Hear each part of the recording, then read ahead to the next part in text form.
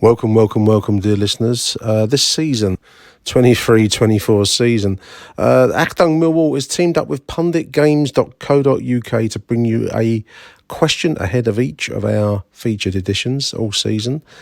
Check out Pundit Games. It's the ultimate football quiz board game. It's fantastic for Christmas, birthdays, getting together with the chaps, a few beers, ask a few questions, and let's just see who really does know their football.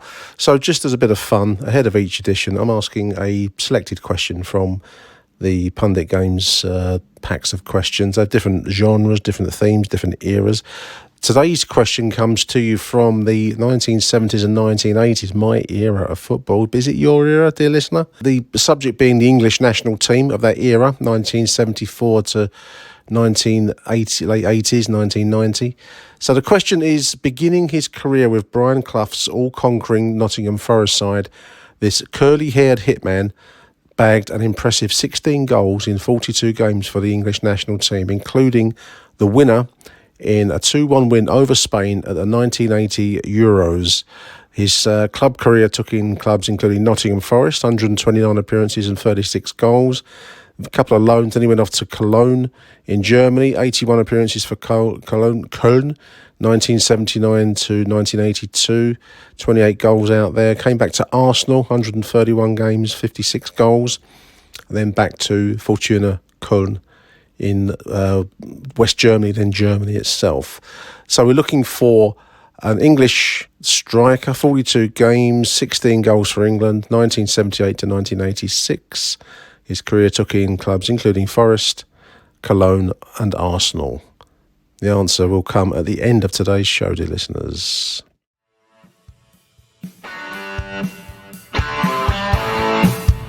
You're listening to Achtung Millwall, broadcasting from the beautiful South Birmingham. Accept no substitute. Hello, dear listeners. Welcome to the voicemail edition of Achtung Millwall. This has been something that I've been really interested to try and develop. We did one Sunday in the aftermath of that very disappointing home loss at home to Leeds.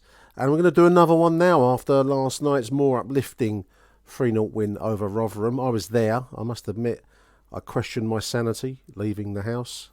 But I'm really glad I did get along there last night. It made a big difference. You can't beat being at the game, and no matter how good the Mill TV iFollow stream is, you cannot beat actually being out there in the fresh air. Once you get to the ground, once you've got yourself sodden through in the apocalyptic conditions, it was well worth it. It was a good performance overall by the Lions last night.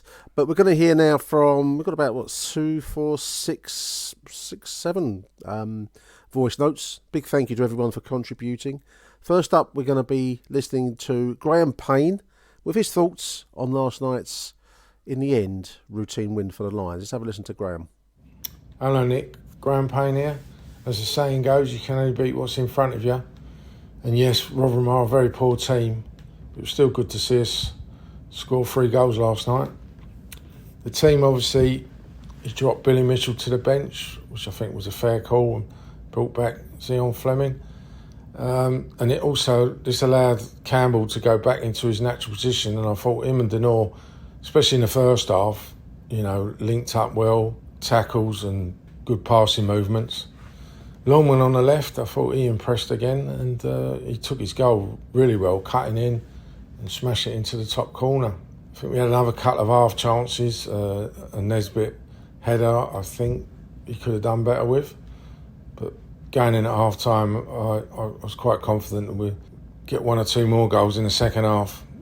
Obviously the second half starts, and then we had that unfortunate injury to Nesbitt. When he went down, because that was down our side, I thought it was his knee again, but it appears to be his ankle. But how long he'll be out, who knows, but let's hope it's not too long, because you can tell he is a quality player, especially when he gets the ball and brings other players into it.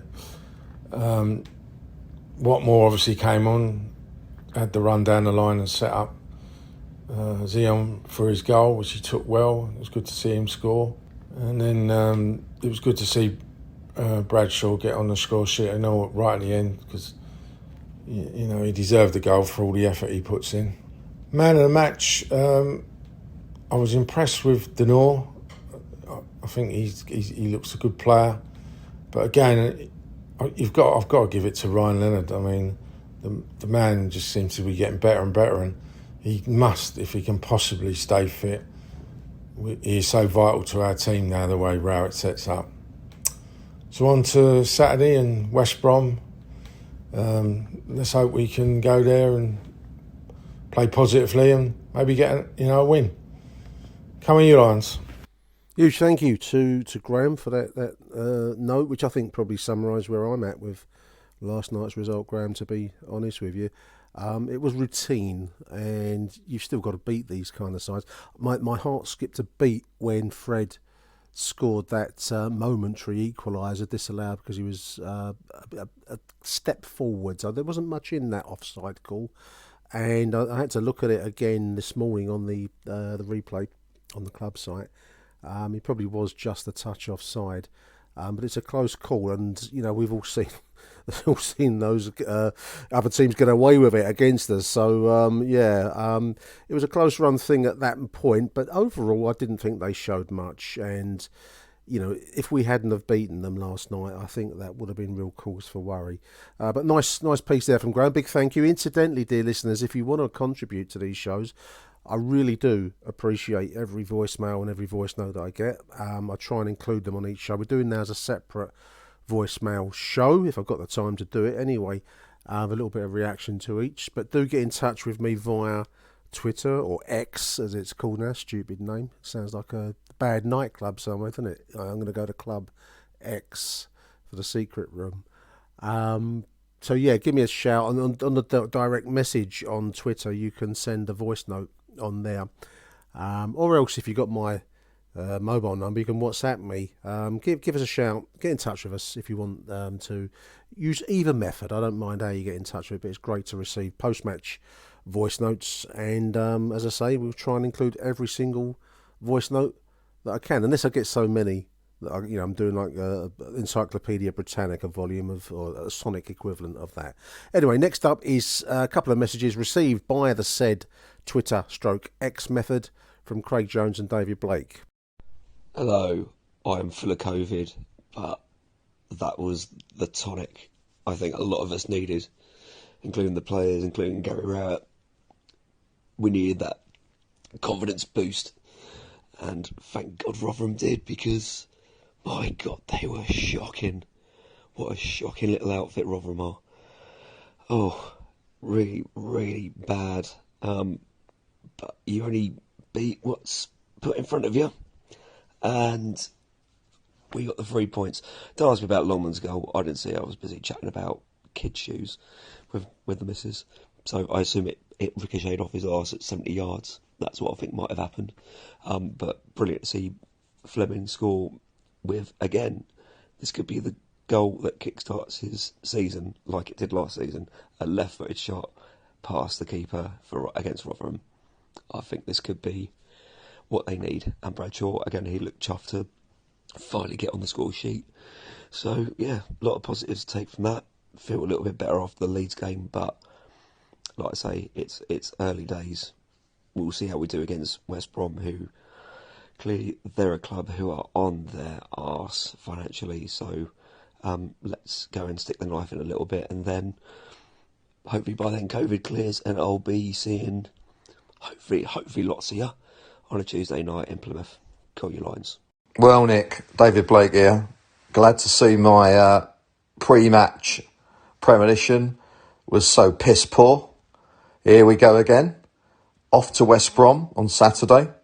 I shall once again give you a pre-match prediction. Hopefully, I'll be as crap on Saturday as West Brom will be. Over and out. Bye for now. Big thank you to Craig and to David for using the Twitter X method. That's not a form of contraception, listeners. That's a method by which you can send me voice notes in the aftermath of Millwall wins, triumphs, disasters, or something in the middle. Do keep them coming, boys. Appreciate your effort there, Craig, as well. That sounded like... I wondered whether it was some kind of pest caller. I've never actually had a pest caller on any of these methods of contacting us on the show. But I wondered with Craig, it was COVID. I do believe it was COVID. It wasn't some kind of perverted caller. Big thank you to Dave as well. Keep the old predictions coming, mate. If you keep predicting them wrong and we win, then I'll be very, very happy boy indeed. Yeah, West Brom Saturday. I'm off up to the Hawthorns myself. So let's see what we get up there. It's they are a club certainly in a spot of trouble, but they do have the old Panto figure, Widow Twanky, Jed Wallace, and he'll rise to the occasion, especially if he gets it in the era, which he almost certainly will do, because we can't not give it in the era to former players. Poor old Fred last night caught a bit of stick, and I found it quite difficult to dislike Fred. He was playing in a strange defensive role in the first half, though. I thought, well, either their manager sees things, maybe he sees dead people or something, I don't know, but it wasn't really Fred's strongest suit to play as a kind of a deeper lying defensive midfielder almost. Anyway, onwards and upwards. Let's have a listen to Jim Hackett, one of my favourite analysts that we have on the show. Big thank you to Jim for this next voice note. Hi Nick, Jim Hackett here after the Rotherham game. Obviously, fantastic 3 points and very well deserved. There was no problem there, was there? Getting beaten what was a poor Rotherham team. I've got to think though that the team doesn't look fluid. It doesn't look, it's a defensive team, doesn't look like an attacking team. It just looks like a group of blokes put together, and I think there's something missing somewhere. I can't quite put my finger on it, but watching that tonight, even though we created chances, we never looked fluid at any point, and that's a worry for me after so many games now. I think there's a good group of players there, and I think somewhere along the line, Real, it's going to fit them into where they should be playing. But I think we've got players that just don't look comfortable. I'm not convinced that our sort of back three or back five, whatever you want to call it, the middle three of them are playing as well as they can do. I think Leonard's playing fantastically well and has done all season, and long may it continue. But I'm not convinced that the style of football Real wants is what he's getting out of Cooper and Murray.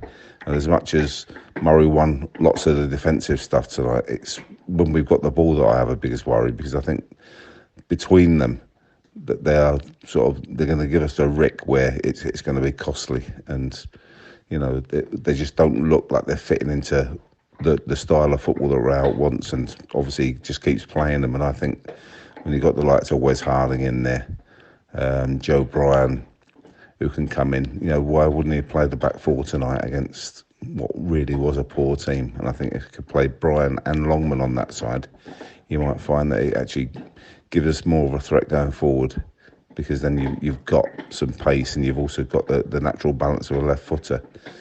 But it's being churlish when you think we just battered Rotherham 3-0. But the trouble with Rotherham are probably the poorest side I saw last season play at the Den, and then they're the poorest team up to now we've seen in the league, and we could have won by 5 or 6, you know, and even more if as a team would have been firing. But obviously we take the 3-0, we go on to West Brom, and I think these are the sort of games, the West Brom game is a sort of game that may define our season. I think beating Rotherham, playing some of the lesser lights, hopefully we'll get our points. But if we are going to go anywhere and we're going to get anywhere close, then I think it's the West Broms of the world and those sort of teams that we've got to take points off, because I can't see us getting anything from the supposed big boys like Leicester, Southampton, Leeds. You know, we're already struggling when we play those teams. So we've got to make sure that we can beat the Rotherhams of the world, but then try and get something out of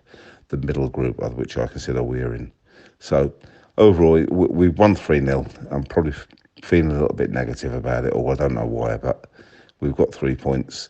But I just didn't see that cohesion, that sort of fluidity and positivity that we could do with. I think hopefully it will come at some point, but I still don't think Raoult's got his best team on the field, and I don't think he knows what his best team is. Maybe he's got too much choice now, from having very little choice and having to play players. Now he's got a choice of players, and it's that little bit of, I don't know, tinkering.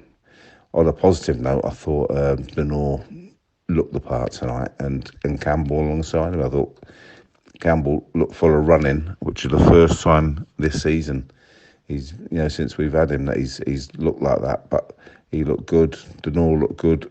Fleming got his goal, but I still think he's not quite there yet. But hopefully that might just spark his confidence a little bit. The front two,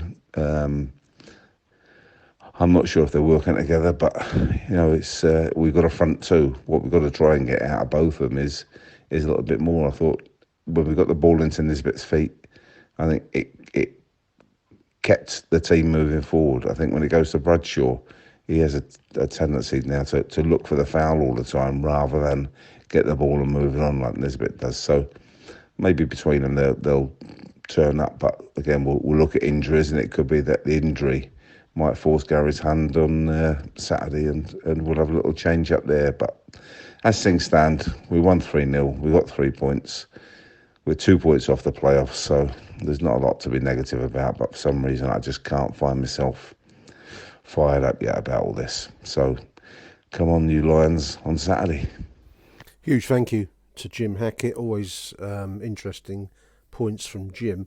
I know what you mean, Jim. I suppose I'm still caught from like a sense of relief. I think more than anything else is what I carried home as I drove through the biblical conditions. It was like something out of the Noah's Great Flood as I tried to drive along the A13 to come home. So yeah, but there was a sense of a weight being slightly lifted off my shoulders out of last night. I do worry that defensively we still look a little bit fragile against teams that can move the ball with pace. Rotherham, as we've said, and I think probably a few more messages yet to go on this show, are going to say Rotherham weren't that kind of side. Leeds were. I thought Leeds killed us with their passing and movement on Sunday. Rotherham didn't, but even then they had a couple of moments. We've mentioned the Fred disallowed goal, but there was a save by Bart when their forward beat Jake, I think it was, with just a basic long ball down the middle, and he beat Jake for pace there, and just managed to get a little toe poke on it, which Bart did well to save actually. Bart has taken a bit of flack in recent times, but I thought he showed good skill to get down for that last night. And we're going to be playing Bart for a while because Matija Sarkic is clearly out injured now, so it's going to be Bart with the defensive line in front of him. You mentioned Jim Wes Harding, and I don't understand why we're not seeing Wes Harding at the moment, because I thought when he came into the side up at St Andrews, I've said this a few times now, I thought he looked pretty good. So why he wasn't playing last night, especially with the old boy Rotherham thing, I don't understand. I do think we look a bit flat-footed defensively. That said, we've won 3-0 and we've dispatched inferior opponents in that sense. So no, we mustn't be too picky, must we, dear listeners? Next up on our list of voice notes, we're going to listen to Matt Richards. Hi Nick, Matt Richards here. 3 very, very valuable points there. We needed that. I mean, I'm not going to get carried away. I don't think anybody will. Rotherham got to be struggling to think of or remember a worse team we played, especially in that first half. It was like a pre-season friendly. We should have scored 2, 3, 4 goals or something like that. But the old cliche, you can only play who's in front of you, and we did. And we dispatched them, didn't we? It's good to get a clean sheet as well. It's good for the confidence as well, because you got to think that a lot of those players, new players, they're getting to know how each other plays. A win is always good for confidence. So that's, you got to take the good news, haven't you? So no way am I going to get carried away, but that was good. I thought Longman, really like him. Like his attitude, he just kind of gets stuck in, doesn't he? And he's direct. Brilliant goal. Norton Cuffey as well, down the right, did really well. Properly playing as wingers. I don't think they're too far away from what they were doing against Leeds, but obviously very different calibre of opposition, obviously. But they were getting forward against Leeds. It's just nothing was happening, and until Longman scored, I suppose nothing was happening tonight. But thankfully he did. Denore, I thought was great. He's just got his calmness and quality about him, hasn't he? Distribution, he just first touch, really good. Good to see Bradshaw score as well, because he's missed a couple. We missed a few chances tonight, and that's the worry, is that we're not clinical enough. But that's what we've been like for years, so that's not going to change overnight, I guess. But it's a worry about Nisbet. Hopefully that's nothing serious, because if he's not fit, then we're looking at But it could be a chance for Maku to come in, So who knows? But all I say is that it's interesting. We look at last two seasons. That's this time last season I think we were 19th with 7 points. Season before that we were 15th with 7 points. We're 11th now with 10 points after 7 games. I'm not saying everything's rosy, but it's all about getting points on the board at this stage of the season. And if we can get a few players back, the team starts gelling. I'm not going to get carried away, but what I'm saying is that it's not all doom and gloom. Anyway, that's it for me. West Brom Saturday. That's I think we can get a result up there. I really do, and then we'll follow that with Swansea at home. Who knows? But anyway, we march on. Come on, you Lions. Talking about getting carried away, Matt, there was a great quote from the Tottenham manager, Ange Postecoglou. I don't know if that's how you say his surname. It's quite a difficult one, but a real character. And someone asked him about Tottenham getting carried away, and we were all saying the same thing. I said it last night. I think everyone probably on this show today said we mustn't get carried away, but Postecoglou said something along the lines of, why not get carried away? That's what football is meant to be for. It's meant to be getting excited and dreaming of bigger and better days. I do take the point though. We've dispatched Rotherham, poor side, probably one of the poorest in the league, if not the poorest. I mean, the bottom three at the moment must be feeling pretty up against it if Rotherham are above them. Three, I think it's Swansea, Sheffield Wednesday, and Middlesbrough below Rotherham. So we've yet to see any of those sides. We beat Middlesbrough, tell a lie, on opening day. But yeah, how poor are they? But yeah, last night's game is the kind of match that we've got to take 3 points from. We've moderate opponents at best.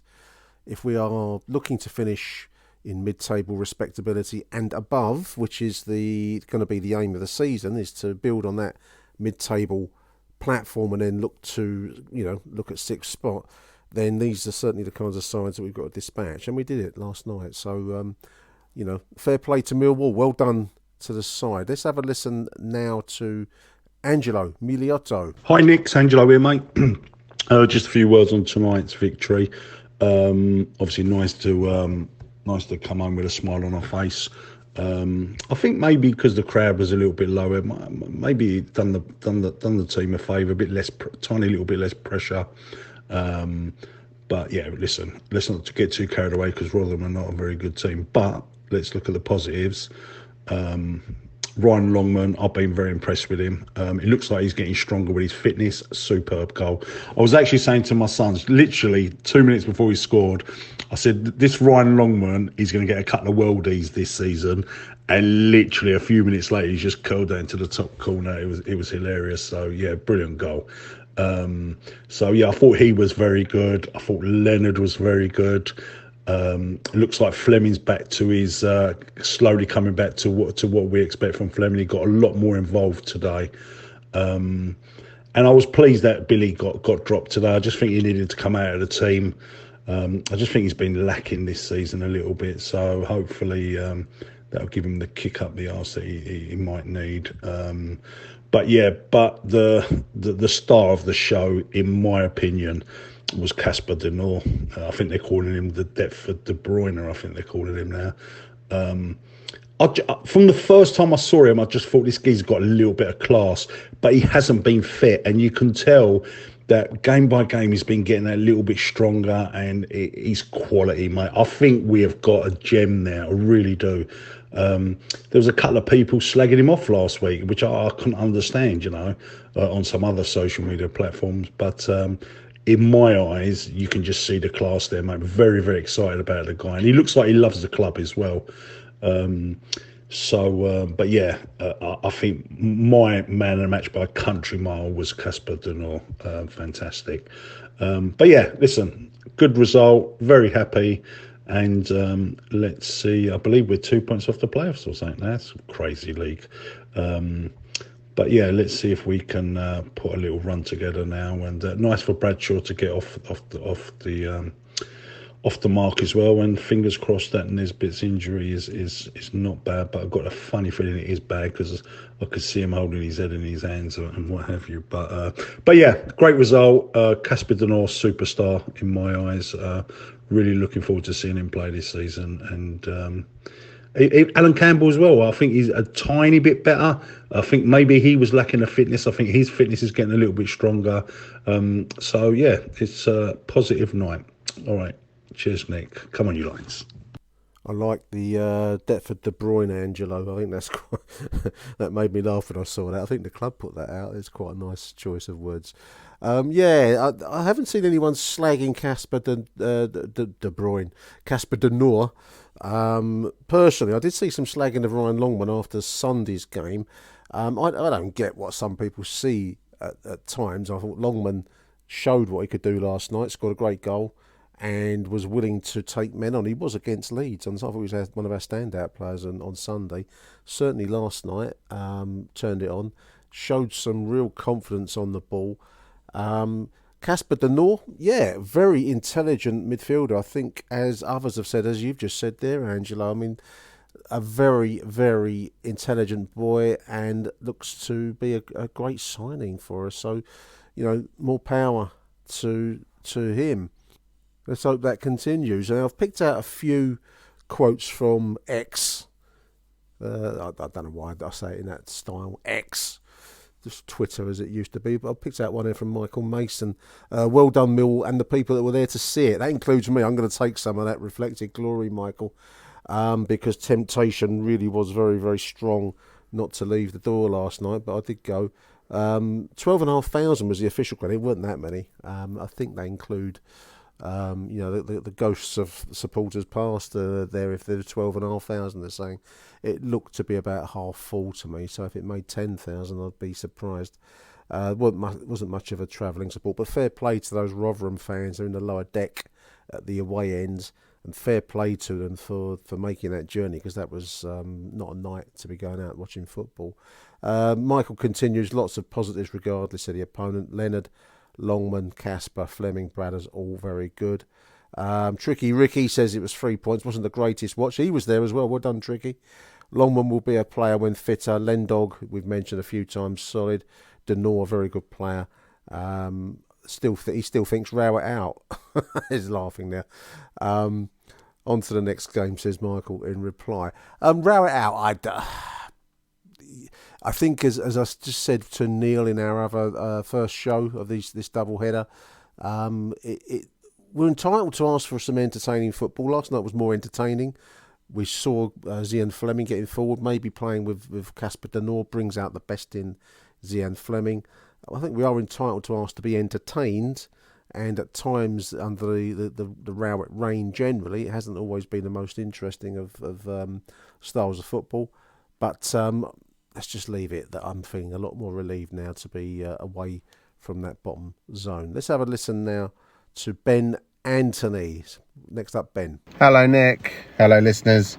Ben Anthony here, calling after I've just sailed home in some sort of makeshift raft from this horrific weather tonight after a 3-0 win over Rotherham at the Den, which is of great relief after what I thought was a really poor performance on Sunday. It seems to have had a bit of a mixed reaction Sunday.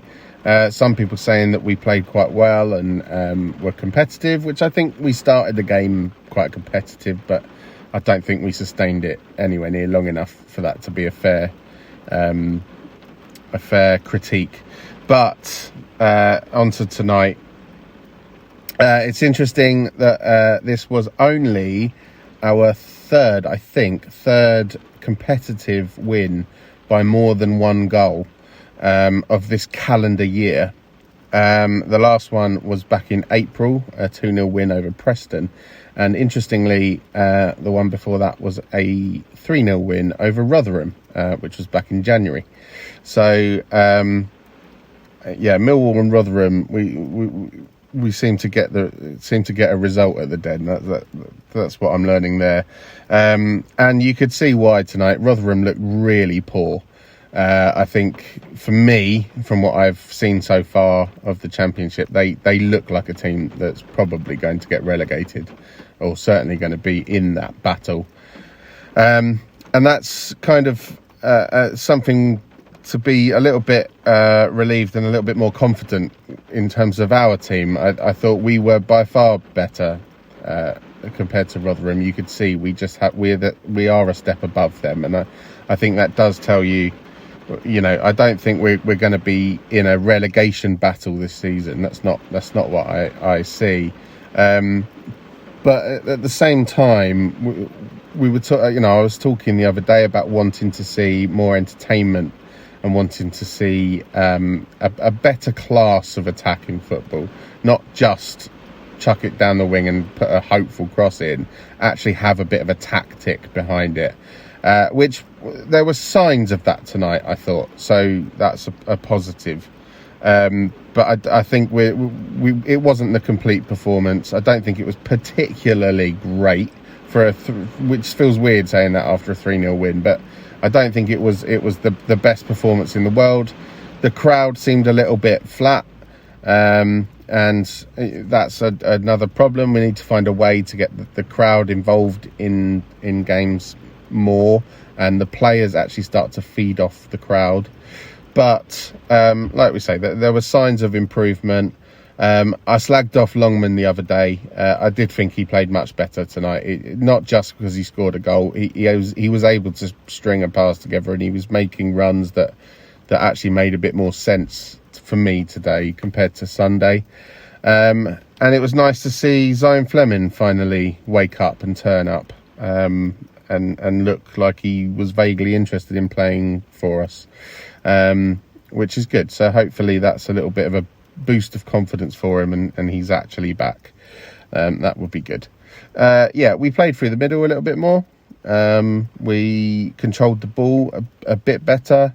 Still wasteful of a few chances, but it was good to see us actually creating some chances. And we just have to hope that a couple of players seem to go off with sort of little injuries. Hopefully they're just precautions and not actually too bad. And if we can use this to build on, then that's something to push for. I said on Sunday, I think he had 5 games. I think it was 5 games until the next international break, and that's when I'll make my judgment on where we are this season. And I'm sticking by that. So there's still some games left to make improvements in terms of performance now, and hopefully try and get a few more results. We'll be in a better place. So I'm in a bit of a better mood today compared to the other day. Still a way to go, but something to hold on to and something to have a bit of hope for. All right, come on, you Lions. Ben recording in what sounded like the end of the world there, dear listeners. I have the tune Have You Ever Seen the Rain by the Creedence Clearwater Revival going through my head listening to that. Nice piece though, Ben. Thank you very much, mate, for that contribution. I think probably you're summing up where we're all at really. It was a good win over moderate opponents, and gives a platform to move along from. I must admit the injury to Kevin Nisbet came as a bit of a, is a nagging worry. Just looking at some of the reaction online, CBL 10, Block 10, CBL, sorry, Bradders, he wants Bradders for Imarku. No, he wants Imarku, maybe now with Nisbet, he might mean Imarku in for Nisbet. It depends if Nizzy is injured, he says here. Let's see. I'd like to see Romanes get some time out there as well, but whether Gary Rowett will take that opportunity up there at the Hawthorns, I don't know. Great post here by Harry Packham as well. It says, Gary Rowett under pressure, maybe one of the top 5 managers of all time. He does have a knack, Harry, doesn't he, to pull himself out of trouble. If only that could be replicated in games where his back is not against the wall. I don't know. Anyway, there we are. We're going to have our last message for this particular show now. It's come from Matt Webb. Big thank you to Matt. And let's run it now. Hi Nick, Matt Webb coming away from Millwall 3, Rotherham 0. Absolutely drenched. But, well, first and foremost, it's nice to have a win at home. So, Les had to dust off rocking all over the world and play it loud. Although a very sparse crowd tonight, whether that be based on Saturday's or Sunday's performance, or is it the weather? Who knows? Anyway, 3 goals, 3 points. And now we got strikers that are on the score sheet as well. Thought Gary Rowett played it very safe tonight, in my opinion. It was a very comfortable 3-0 win. You could have easily put the likes of SA on that pitch and Imaku, and the boys probably could have shone so much tonight. And you never know, we probably could have had a bigger scoreline. In fact, in the first half, 2-3 headers, should have been 3 up at half time. But once again, we didn't put our chances away. Special mentions to Leonard at the back, immense. Casper Denore, immense. Those 2 lads really were brilliant tonight, and I was impressed. And in fact, it was probably the worst game I've seen Norton Cuffy out play, and I'm just opening up a bit of cramp as was just a precautionary sub. Nisbet, well, there we go. How long's he going to be out for? Because that was a nasty fall on his ankle. Didn't look great as he walked around the pitch, so we have to see how bad he is. And from that injury, that's what I'm going to lead to this next conversation now. I don't want to single out players, and I don't want to dig out players, but I just do not know what Duncan Watmore brings to the table. I think one of your other callers call him what less. I think I've downgraded him to what the fuck he does. I really don't know what he does. And again, that was a Gary Rowett safe substitution. Could have easily brought on Adamo Maku, striker for striker, like for like. But or even SA and push Fleming up top. But he brought Watmore on, and I really, really don't. And just before the 3rd goal, he angered me. 6 minutes on the board. He was free. Bart pulled out a throw out to the right to him. He was clear as daylight, running towards the goal. Then he goes to the bloody corner flag. And lucky enough, he did win a free kick. But honestly, I'm struggling to find any positives that man brings. I don't know if it's confidence because he just doesn't play, or he hasn't settled down in the south. But honestly, it frustrates the hell out of me to dig out players like that. But I just really don't know what he brings. So, listen, it was a good result. That's all I can say. Is Gary Rowett still under pressure? Probably this is giving him another month's worth of leeway. But as we say, it was a very bad Rotherham United football team. It's a massive test next Saturday against West Brom. So we'll just have to see. But we pushed up the table again, mid-table. It's exactly where I think we're ending up this season. So come on, you Lions. Huge thank you to Matt Webb there for another apocalyptically recorded piece. Duncan Watmore, what the fuck? What less? Harsh. I think what he brings, Matt, and I already can hear the counter argument here is he brings an energy. I mean, he came into, is it the 55th minute? He came in for Nisbet, didn't he? And I believe, I haven't got the match report in front of me, he made the run that brought the cross that led to 58 minutes for Fleming. So I think he made that run, pulled the ball back down the wing. He certainly brought some energy with him. I do take the point he's doesn't have the raw natural talent that we're seeing from some of the kids or from some of our other players at the moment. So I take that point. He has more of a Tom Bradshaw vibe for me than perhaps in a Marku or Rahman possibly, who have more natural skill on the ball. But he does bring that kind of, willingness to run and run and run, like the Duracell battery, the monkey with the drum. I had to laugh at your comment about rocking all over the world. When the final whistle went, listeners, there was like a long pause where no one quite knew what to do next. And of course, I was waiting for rocking all over the world. I actually wondered if Mr. Byford was going to play it. Maybe I think his old 45 had been put behind a copy of Titbits or something or other. They couldn't find it. But anyway, it did come out in the end, and Status Quo rocked away. But it was a long pause before they found it. There